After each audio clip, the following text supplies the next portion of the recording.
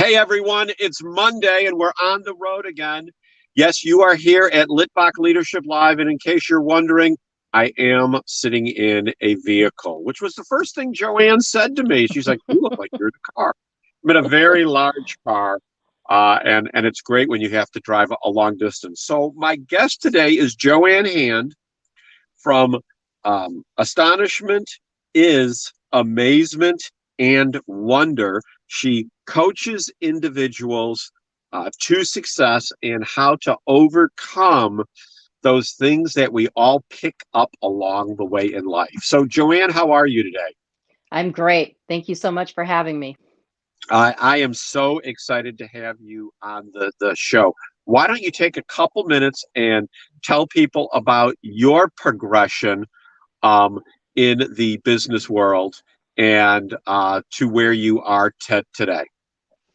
Well, my first corporate position was with the Dial Corporation, Armor Dial Soap, and I worked there for about 6 years. And I was told about an opportunity where there was a gentleman that was starting a construction company, and he was a commercial general contractor. He was branching off on his own, and it was intriguing, the opportunity that was presented to me. So I went ahead and made the move and switched over to the small company. And I was very fortunate in that he taught me everything about construction. I got to walk the job sites. I knew inside and out everything about the business. I was his right-hand person. And so I That's was able great. to experience his growth and his decline.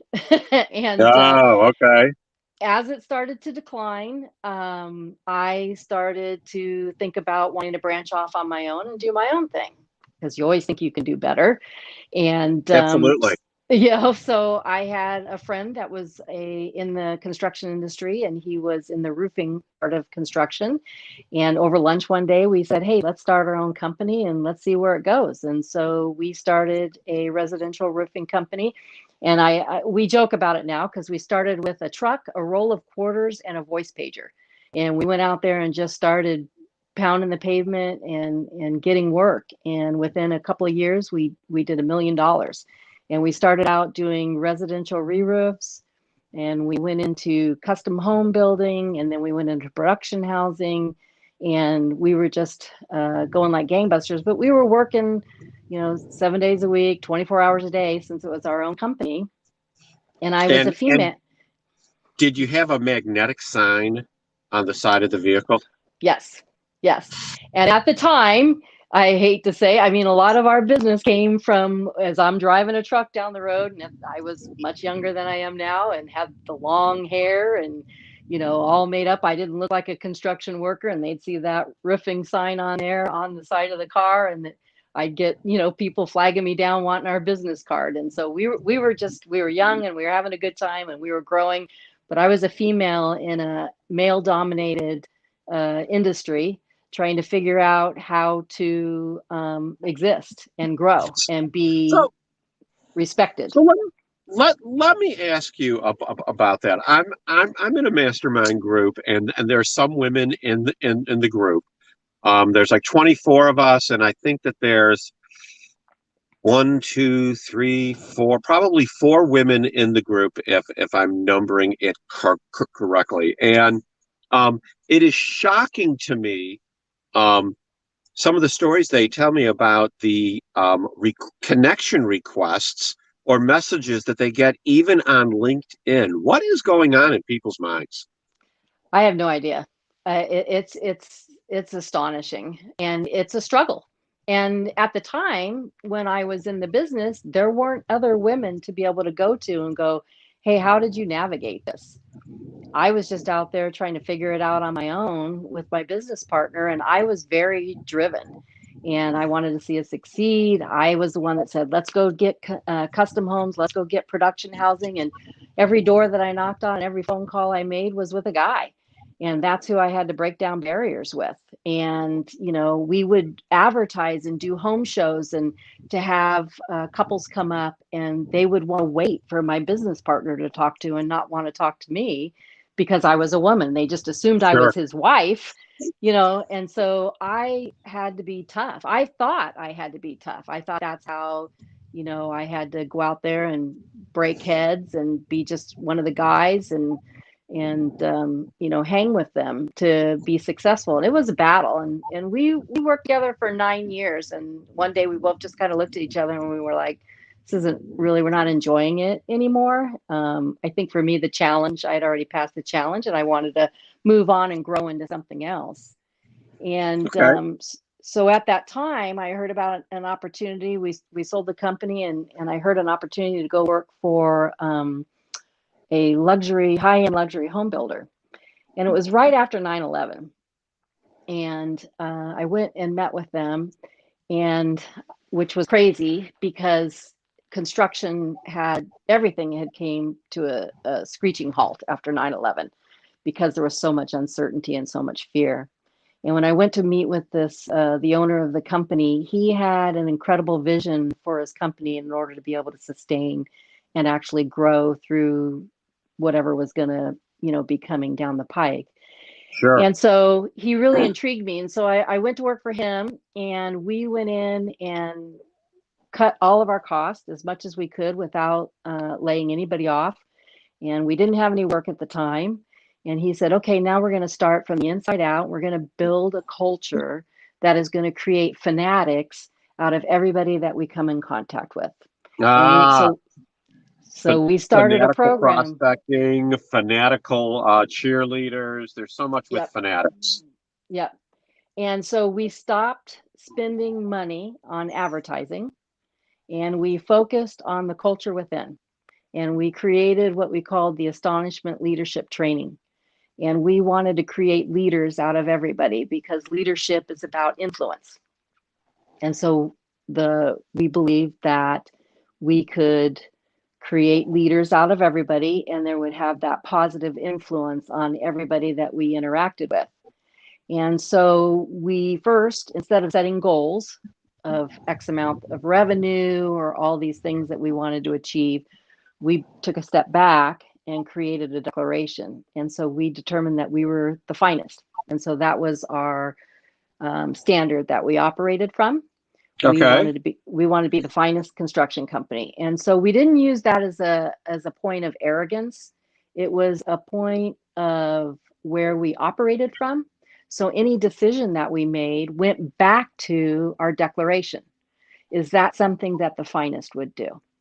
And so how we interacted with our vendors, how we interacted with our clients, how we interacted with each other, how we did our day-to-day processes, everything that we did went back to, is that what the finest would do? And so from there, we created principles that we would work from, and we focused on each month.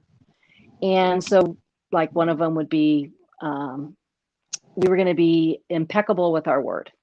So if we said we were going to do it, we did it. And we were very focused on our words, to the point where if you told somebody, I'll call you, it wasn't merely just a goodbye, which is what we sometimes do. We say, hey, see you, I'll call you later. And it's it's gone. Or a client asks you something, particularly in the construction industry, contractors have a very bad rap about not doing what they say they're going to do. Sure. And so we made sure that everything that we did, if we said it, we did it. We underpromised and over-delivered, and that would be our focus for the month that we would work on. And then we'd come back together once a month. We'd have lunch. We'd talk about our success, our failures. We'd share everybody how that worked. And then from there, we would create another principle that we focused on. And so this just started to grow, and business started to grow from that. And That is phenomenal. we went from doing $5 million to $20 million. And it was In what time frame? it was within a matter of 2 years. Oh my. Yeah. And so I started to see this tremendous change. And I started to see the change in my own life, just kind of how I started thinking about how I interacted with my daughter and family members and just everything. Because everything that we did wasn't just about business, it was about life in general and relationships. And so I took that then the next step further. And I was also a competitive softball coach. And so I worked for almost 20 years with 14 to 18-year-old girls who wanted to play softball in college. And so I took those principles and kind of changed them a little bit so that they would be more on their level. And Okay. I started talking with them about those things. And I saw this dramatic transformation for the ones that really applied it to their life. One example is I started working with a young lady who was a freshman in high school, and she wasn't very well liked on her team, didn't get a lot of playing time, and didn't make her high school team. But she was, she was determined. Her sophomore year, she didn't make her varsity team. Her teammates didn't vote for her to be captain, even though she lobbied to be captain. She still wasn't getting a lot of playing time. And I was an assistant coach, so I didn't have a lot of the decision-making power at that Sure. time. But her mom had come to me in the middle of her sophomore year and asked me if I would give her private hitting lessons. And so I started meeting with her once a week. And during that time, we started having these conversations. And she asked me, she goes, I really want to be a captain. What do I need to do to be a captain? I really want to play in college. What do I need to do in playing college? And I said, you need your whole approach to things. And so we started meeting once a week and started talking about different principles about how being on a team isn't just about you. It's about how you make your teammates better. And so I took the same principles that we had used in business and incorporated them into her life and things for her to focus on.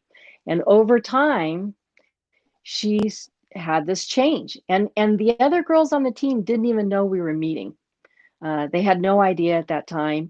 But about 6 or 8 months after we had been meeting, one of her teammates and I were talking about something else. And out of the blue, she said, you know what? She goes, if we voted for Maria right now, she goes, I would vote for her to be a team captain. She is awesome. I love being around her. She's so much fun. She's a totally different person. And I was like, way to go. So I shared that with her with Maria to give her that encouragement to know she was on the right track. And her junior year, they voted her to be team captain, and she was the first kid on the team to be recruited by a college coach. And she was not Yeah. the most talented, That is and the phenomenal. coach told her it was about attitude. It wasn't about anything else. So let's roll back to what you said earlier. You kind of defined it, but I want to hear you say it specifically. So how do you define leadership? Influence. It's It's all about influence. influencing people. It's because we all influence somebody in our lives. We have influence over our kids. We can have influence over our partners at work, our friends. Sometimes our opinions influence people. How we are or who we are at our core, and the things that we do or don't do that define who we are and how people perceive us is an influence over people. And so when we go back and focus on that, that's where I come from. So when I hear people talk about, who you are in your core, and I had a guest on the other day who was talking about values, I'm going to ask you the same thing that I asked this guest. So what do you see as the role of one's own personal faith or religion in developing them in leadership skills? Not a normal question, but it is kind of a focus. So I believe that it goes hand in hand. What the principles that I incorporate in my coaching and in my consulting is in line with being our best the way that God intended us to be. And if you want to get into a whole faith, that's a whole nother conversation there. But, as one that believes in God and the role that Jesus had in my faith and how I believe it all comes together. And even if you just believe in the universe, the component is that we, in our true selves, at our core, we need to feel loved and connected. So we can either operate from that perspective or we can operate from a place of fear. And a lot of leaders operate from a place of fear because they're concerned about their own job. It's very self-consuming about how it affects them and how what the people that follow us, how that reflects on us, and their performance, how does that reflect on us? And so we operate on the fear-based point. But if we believe in God and the universe and how things are all supposed to be working together in the greater good, we don't have to operate from a place of fear. We can operate from that place of love and care and concern for others. And then that changes how we approach our leadership. So I think that, and I agree with you. I think that people, whether they be Jews, whether they be Christians, have been bullied into not talking about their faith on the job, because you're not supposed to talk about faith or politics. Yet, if that is an important part of who someone is, I'm not saying to go evangelize, although there's nothing wrong with evangelizing in the right situation. But if who you are is a Christian, if who you are is someone who practices Judaism, then that is who you are. And when people say, why do you, do this? There's nothing wrong with giving an answer about faith. So I say all that to ask you, give us a few of these principles that you all developed, because it sounds like that they're faith-based to a certain extent. They are. And I want to point out something. If we are following, there's always this feeling that we have to go out there and we have to tell everybody, I believe in God, I'm a Christian, I'm this, I'm a Jew, and you have the signs up. I know somebody that works for a company that's owned by a family-owned company, and it's faith-based. They have a sign on the huge sign on the outside of their building, "In God We Trust." And there's posters all throughout their building of Bible scripture. They pump in Christian music. I mean, it's just a constant, feeding of anything that has to do. If you wear tattoos, you have to cover them up.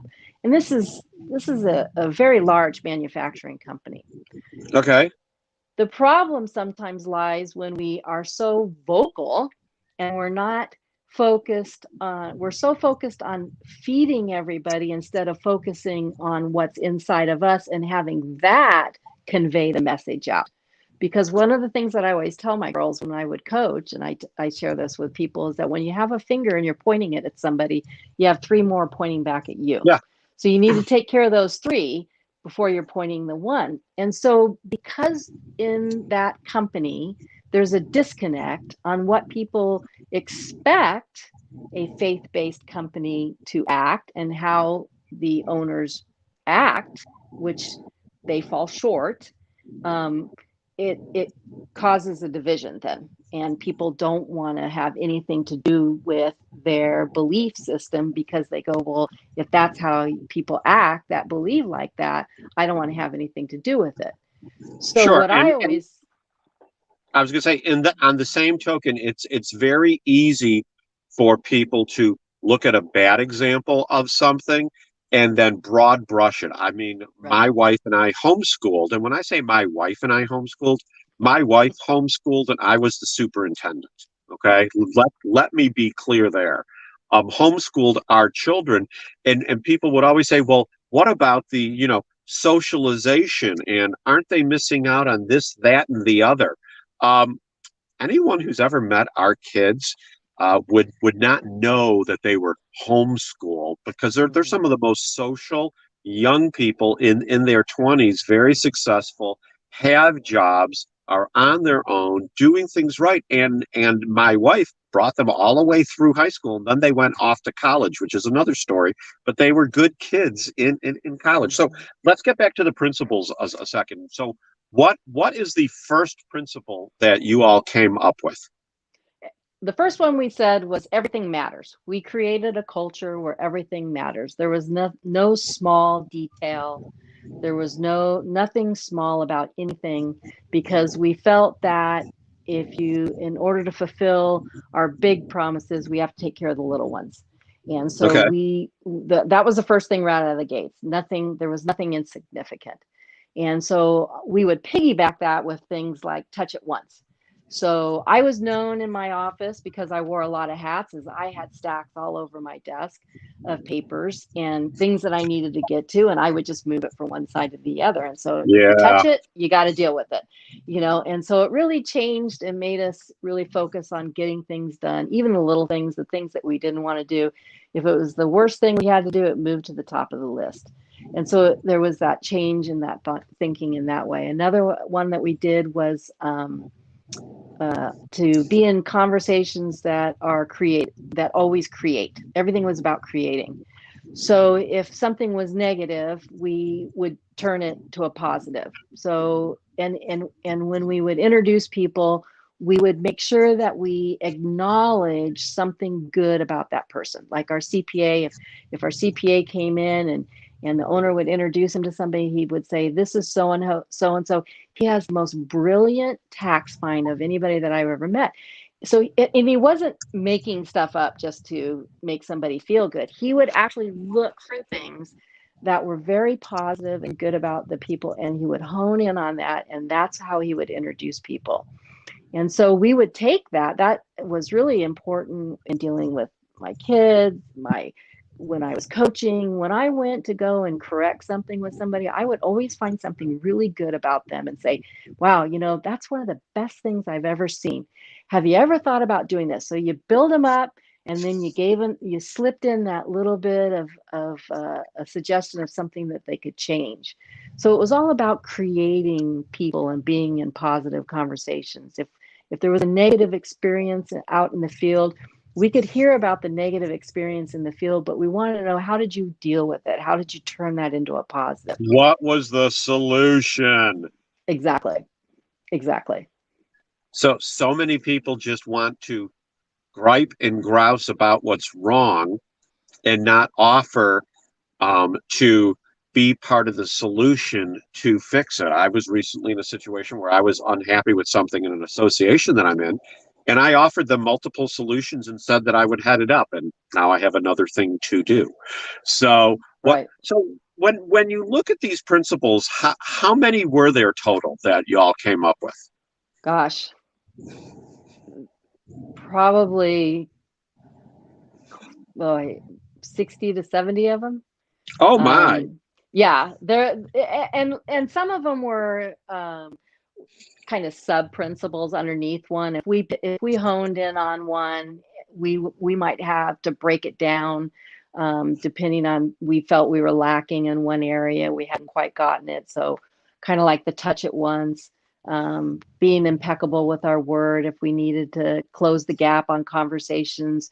Return and report was one. You know, if we assign something, there's a lot of stress for managers. When I work with people that are in managerial positions, they may delegate something, and then there's that unknown because they still have the monkey on their back to make Sure. sure that that's done. And so we created it was a big emphasis on return and report. So if I delegated something to you, I had to tell you the importance that it was, to give you a deadline on my request that worked for you. There was a conversation for that. I wouldn't just say, "I need this by 5 o'clock," and then you had to go off and deal with it. It was, I really need it by 5. Will you be able to get it to me? There was that conversation about it, and let me know when it's done so that there's not an unknown. So now the monkey's on you.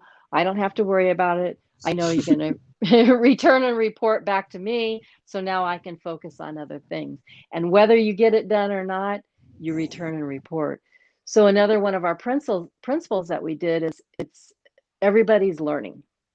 And so Okay. because everything's learning, it's a safe environment to make mistakes.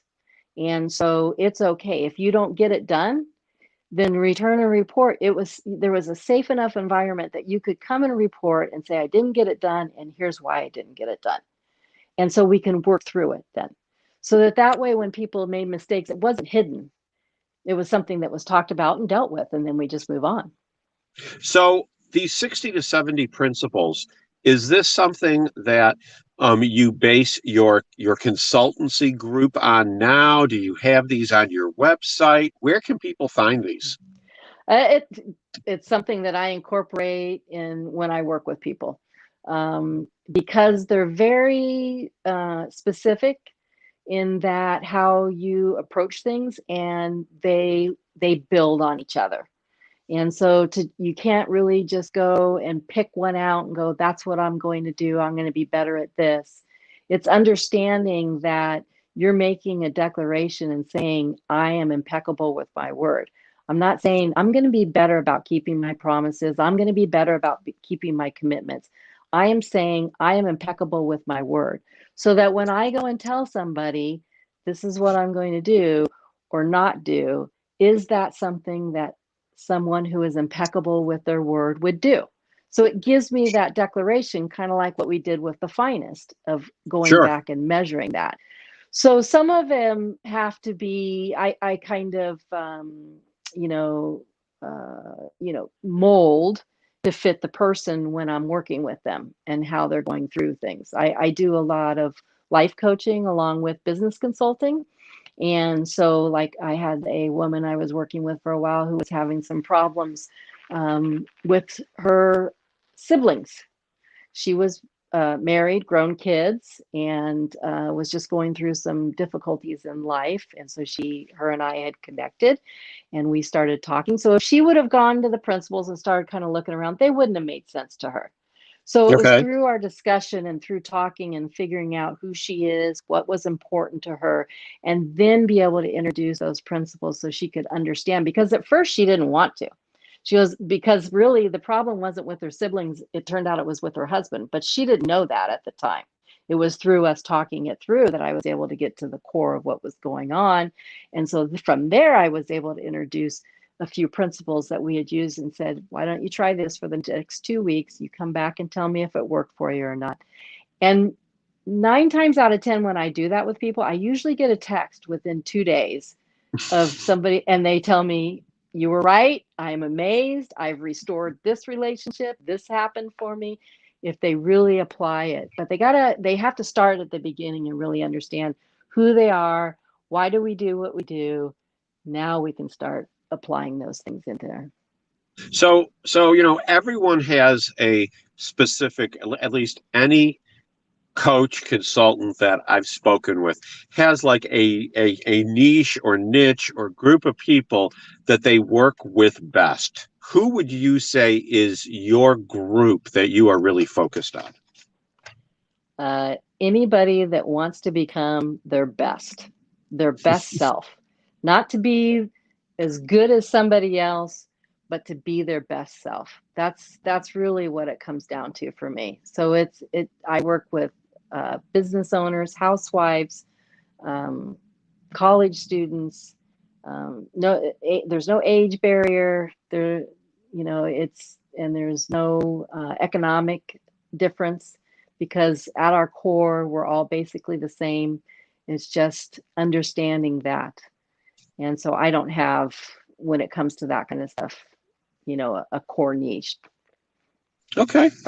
So obviously when you work with people, the business owner is theoretically at least at one rate, depending what they're looking for, whereas a college student may be at another rate.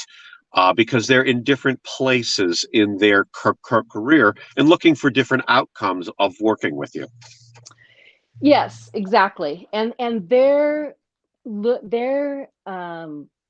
paying for my experience. What I share with a college student is completely different than what I share with a business owner. And a business owner that may be a sole entrepreneur is totally different than somebody who has a business that has 100 or 200 employees. Each one is different. And being able to understand how everybody's different and to be able to have that conversation with each one at that level Yes. is a different skill set that a lot of people don't necessarily have. One of the things, I coached high school and middle school ball. I volunteered because every once in a while a school can't afford their coach. And Right. so my name got thrown out there. And so I would go and be the interim coach for a while. And to work for the school district, I had to have letters of recommendations. And it was one of the parents of their daughter I had coached for gosh, 4 or 5 years. He said something that really stuck with me because he said that JoAnn has a way of finding out exactly what makes each individual tick and then be able to tap into that individually. And I learned that from coaching girls because boys are totally different than coaching girls. Girls have to feel good to play good. Boys play good and then they feel good about themselves. We're girls and they're all individuals.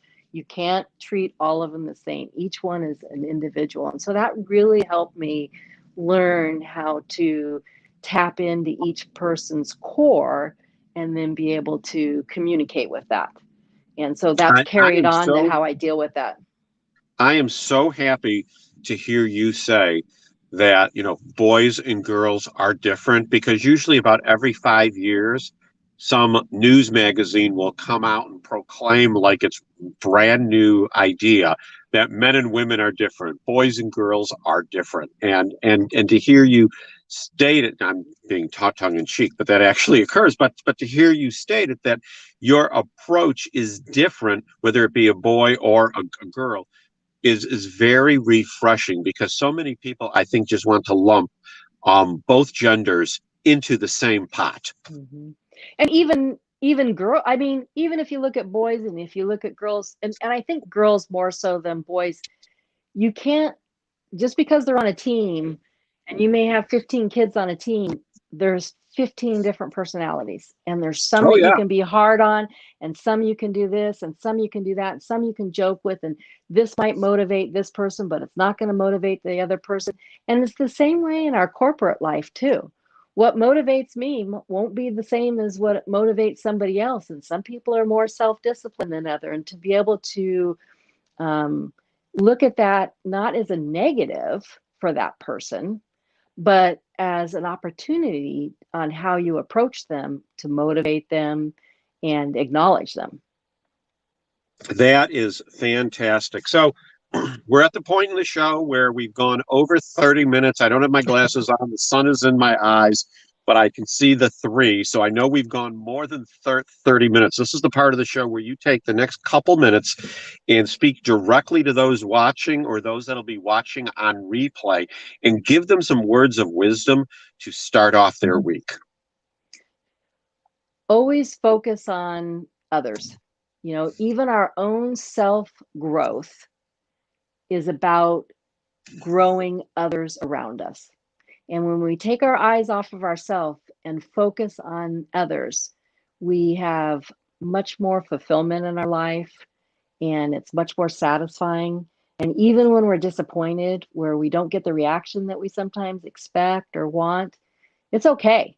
It's not a reflection on us. It's just a reflection on the other person and what their needs may be at that time. And you just move on and you go on to other people and encourage them and create them and make a positive effect on their lives, because that's what influence is about.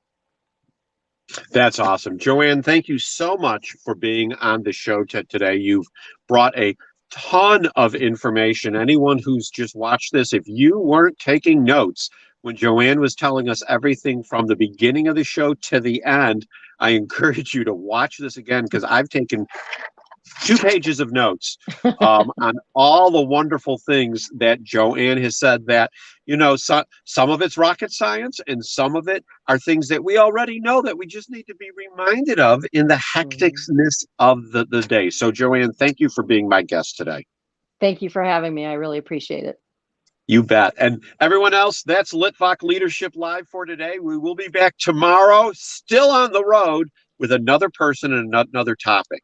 That's all for now. Be blessed and